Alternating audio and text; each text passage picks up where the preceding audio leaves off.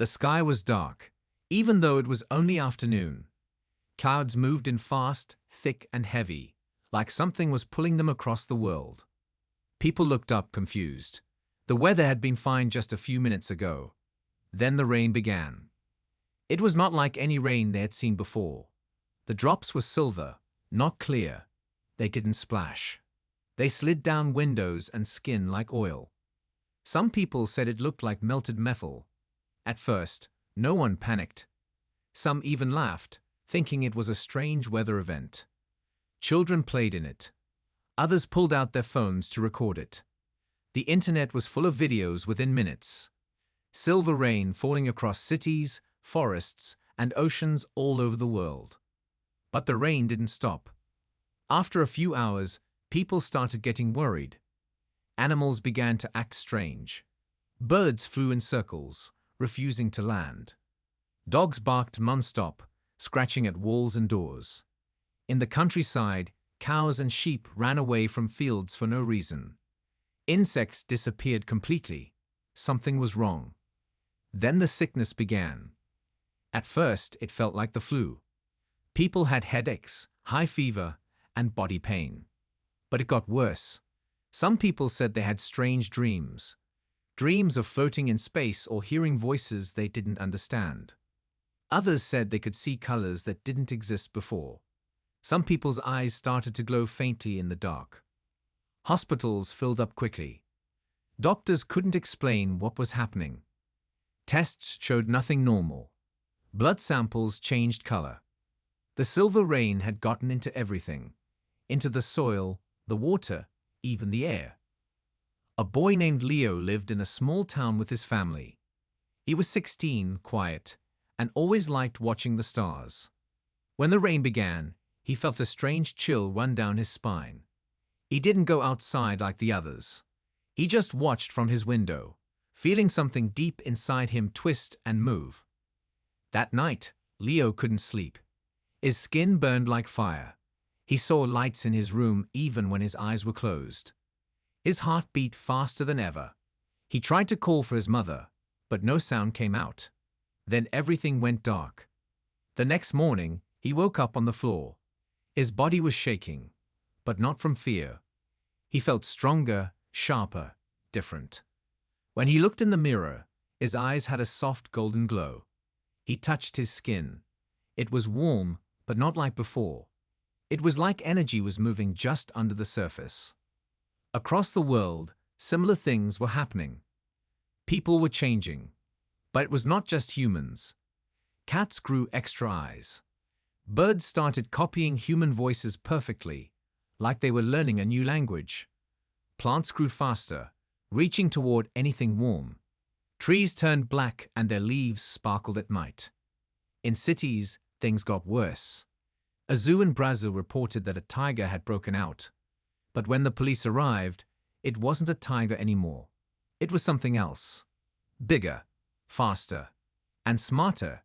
It disappeared into the jungle, leaving behind a trail of silver footprints.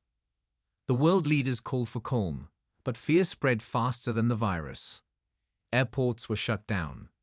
Borders closed. The internet slowed as too many people tried to figure out what was happening. Was it a disease, a weapon, or something not from this earth? In the middle of all this, Leo tried to stay calm. He didn't tell his family what had happened to him. He didn't know how to explain it. How could he say that he felt the thoughts of birds in the trees? Or that he could hear his sister's heartbeat from the next room? 3 days after the rain, Leo walked into the woods near his town. He needed to think. But the trees were not the same. They moved slightly when he walked by. Not from the wind, but like they were watching him. He stood very still. Then, from the corner of his eye, he saw something move. A deer stood there, but it was not normal. Its eyes were black and deep, and its antlers glowed softly. It looked at Leo, and for a second, he felt it speak, not with words, but with feelings. Fear, confusion, hunger. The deer ran away, and Leo stood alone in the silence. That night, he had a dream. He was floating in space, looking at Earth. A voice whispered in his mind, The test has begun. Only the worthy will survive. Leo woke up gasping, his hands glowing slightly in the dark. He knew then that the world had changed forever. And so had he. The world was breaking, slowly but surely. After the silver rain, everything started to fall apart. Cities were no longer safe. Animals were no longer harmless. Plants grew in strange shapes and began taking over roads, buildings, and even homes. People stayed inside, scared to go out. Leo sat on the roof of his house, watching the smoke rise from the town nearby. He could hear sirens, but they didn't sound like hope. They sounded like endings. He didn't know how to feel. His body felt stronger each day, but his heart was heavy. He had powers now, he knew it, but he didn't understand them. And he wasn't the only one. News spread about people doing impossible things. A girl in Japan could heal others by touching them. A man in France could lift a car with one hand. A child in Mexico stopped a wildfire just by waving his arms. These people were called evolved by the media. But most of the world didn't cheer. They feared them. Governments didn't know what to do. Some tried to control the evolved. Others tried to hunt them. But the world was too broken for rules now. In many places, wild creatures ruled the streets. Animals that were once pets had changed into something else. A small dog could now climb walls. A horse had skin as hard as rock. Spiders grew big enough to trap humans in webs. Nature was turning into a nightmare. Leo tried to protect his family. He didn't tell them everything, but they could see he was changing. His eyes glowed brighter. He didn't get tired. He could move faster than before. And sometimes he seemed to know what others were thinking. He heard whispers even when no one was talking. One night, his little brother screamed from the backyard. Leo rushed outside and found a fox, standing still watching the boy. But this fox had two tails and sharp, blue eyes. It didn't run when Leo approached. Instead, it growled and then jumped at him. Without thinking, Leo raised his hand, and the fox stopped in midair. Time slowed. A glowing shield formed in front of Leo's body. The fox hit it and fell to the ground, stunned. Then it got up and ran away into the darkness. Leo looked at his hands. He was shaking. His brother stared at him with wide eyes. Leo knew things would never be normal again. The next day, Leo left home. He couldn't protect them by staying. He needed to find others like him. He had seen something in his dream, and he believed it was real. A warning, a message. The world wasn't just changing. It was being tested. He walked for miles, through ruined towns and silent highways.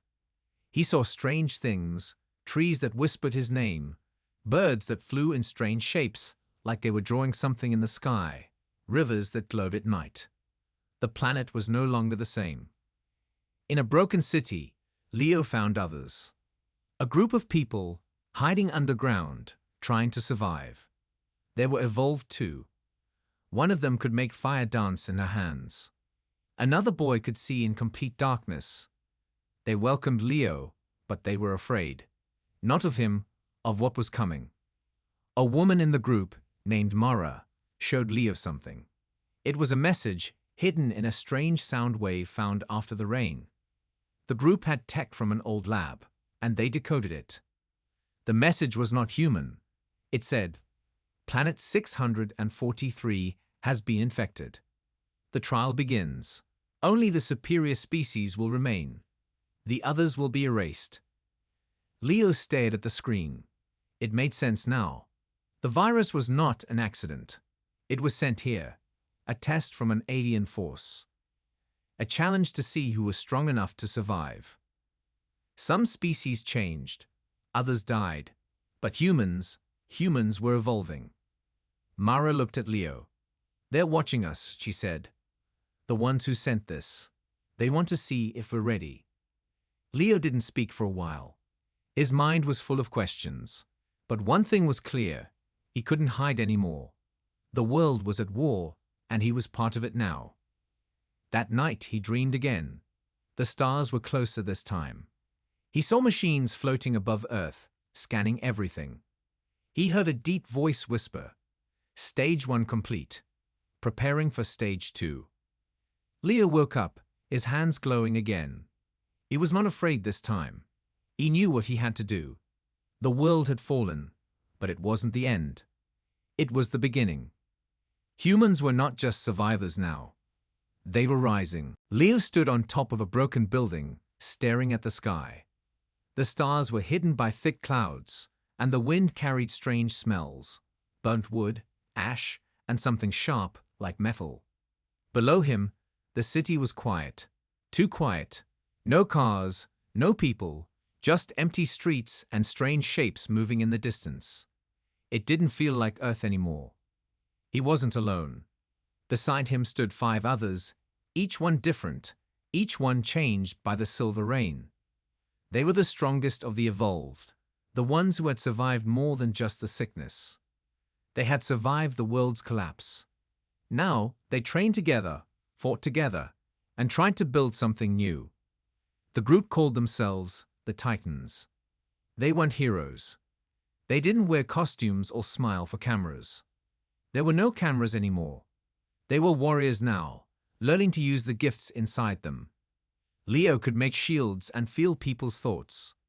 Mara could move fire with her hands and shape it like it was part of her. Alex could move metal and float in the air for a few seconds. Nina had the power to become invisible. And Sam, the youngest, could speak to animals, and some of them listened. Together, they tried to protect the people who were left. They helped build shelters, brought food, and fought off the strange creatures that now roamed the earth. But each day, the world grew more dangerous. More animals were changing. Some had become monsters. A single lion was now the size of a van, with skin hard like stone. A bird could shoot small fireballs from its wings. And the worst of all, giant spiders that moved in silence and hunted in packs. One evening, while the group rested near an old power station, Leo felt something. A sound, not heard by ears, but felt deep in the bones. He stood up quickly. "They're here," he said. The others looked confused. Then the ground began to shake. Above them, a giant object appeared in the sky. It was dark, silent, and shaped like a triangle. A spaceship. Alien. The same kind from Leo's dreams. It didn't fire weapons. It didn't speak. It just floated watching. Then slowly, smaller machines dropped from its belly. Round, flying spheres with glowing blue lights. They scanned the land, clicked softly, and moved without sound. The Titans watched, ready to fight. But the machines didn't attack right away. They moved through the city, scanning people, animals, buildings, everything. Then a voice spoke from the machines. Not loud, not angry, just cold and clear. Stage 2 has begun. Humanity is under review. All unfit life will be removed. Resistance is expected. The machines began marking some humans with red beams. Seconds later, sharp spikes shot out, and the people vanished. No blood, no scream, just gone. The evolved were marked with blue beams, but the machines did not shoot them. They were left alone. Leo stepped forward, heart pounding. "We're not going to let you take them," he said out loud, though he didn't know if the machines could understand. One machine turned toward him. "You are suitable. Evolution detected. Combat potential high. Prepare for final assessment." Then the machines flew away, leaving destruction behind. The group was silent. Sam was crying.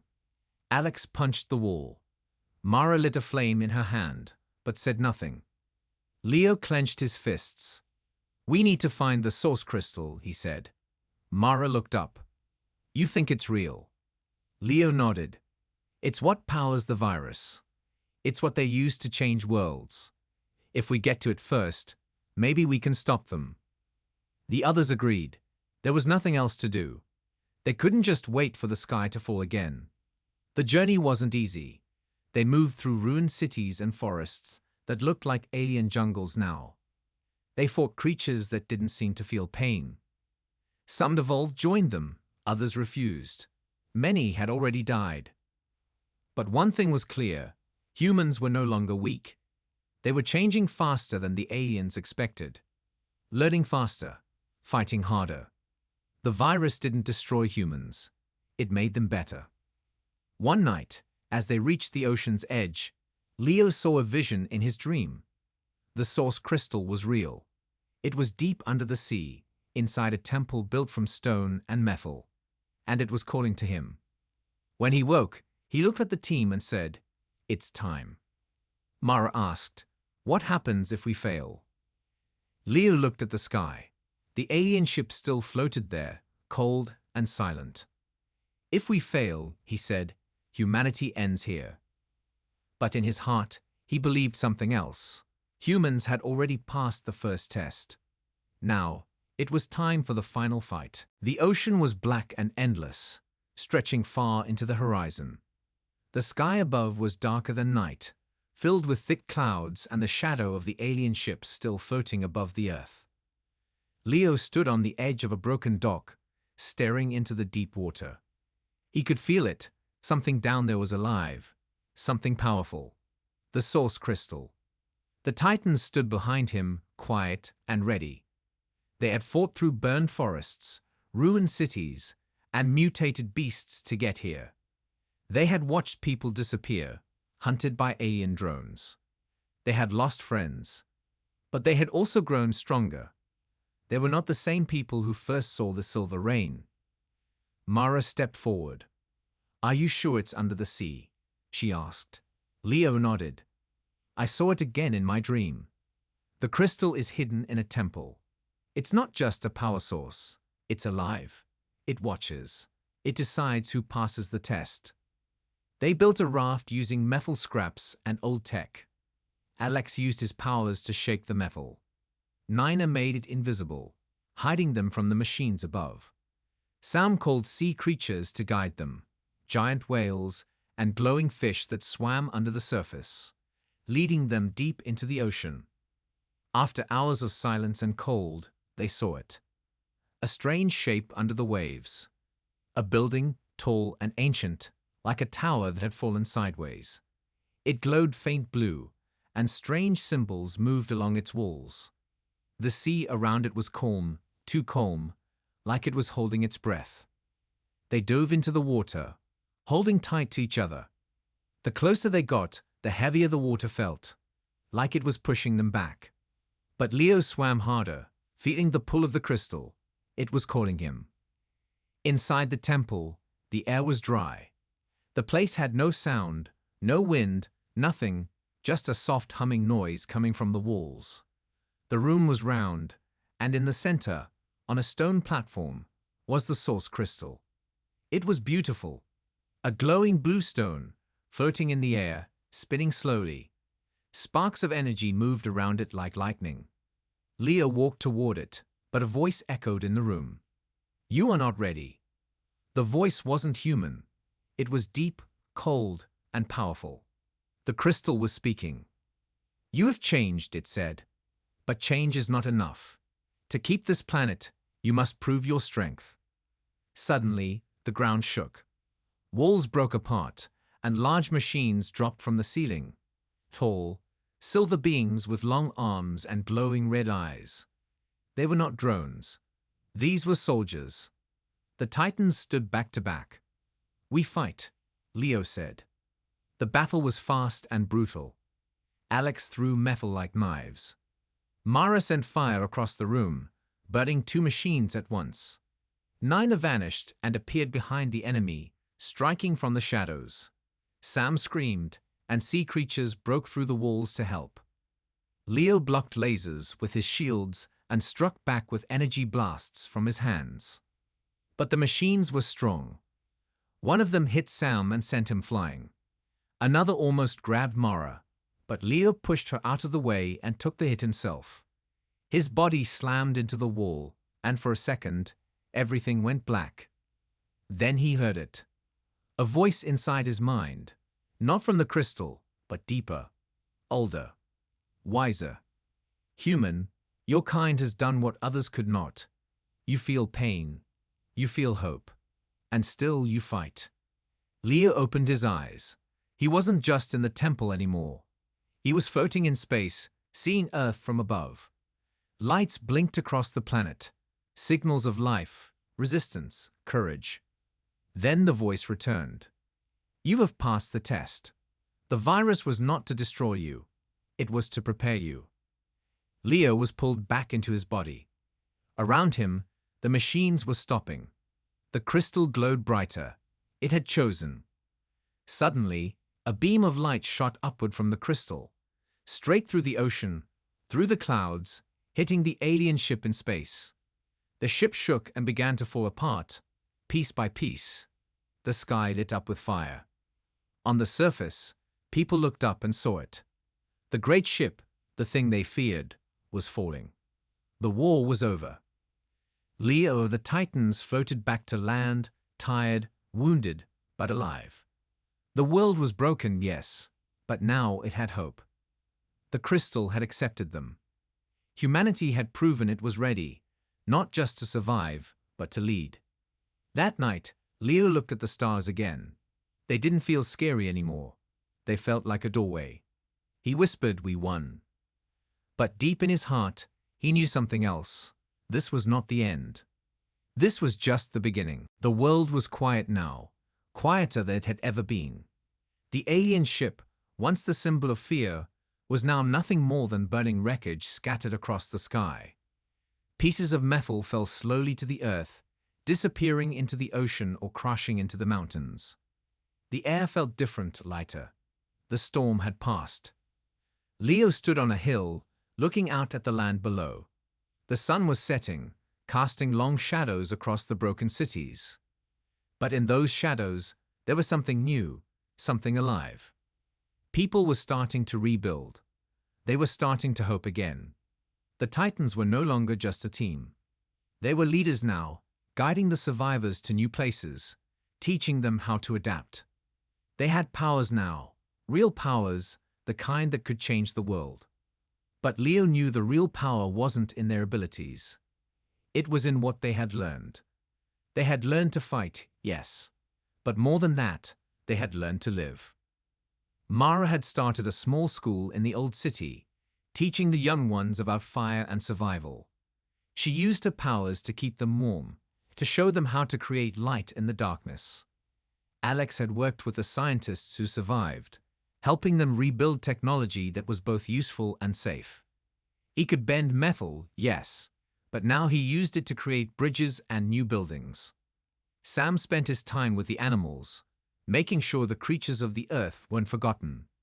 The animals, once feared, were now part of the new world order, working side by side with humans. But it was Leo who had changed the most. He wasn't just the leader of the Titans. He was something more now. He could feel the earth beneath his feet, the wind through the trees, the energy that flowed through everything. The source crystal had given him something beyond power. It had given him understanding. One evening, as Leo walked through the city, he saw a group of children playing in the streets. They didn't know what the world had been like before the silver rain. They didn't know what it was like to feel fear at every corner, to hide from machines, to lose everything. They only knew what Leo and the others had given them, a world where hope was possible. The old world was gone, but this new world was theirs. Leo stopped by the old city center, where the tallest building had once stood. The top was broken, but it was still standing, a symbol of strength. The people who had gathered there now were not afraid. They were working together, rebuilding, planning for a future they had never imagined before the rain. And they were looking to the sky, not in fear, but in wonder. Leo turned to look at the sky.